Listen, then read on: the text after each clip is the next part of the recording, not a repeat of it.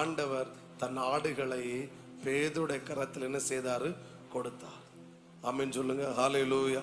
ஆமென். தன்னுடையதை ஆமென் பேதுடைய கரத்தில் கொடுப்பதற்காக பேதுருவை தேடி இயேசு வந்தார்.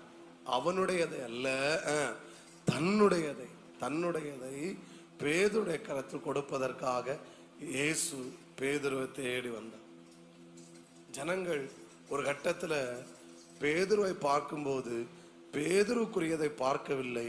பேதுருவை பார்க்கும்போது இயேசுக்குரியது பேதுருவிடத்தில் இருந்ததை ஜனங்கள் கண்டார்கள்.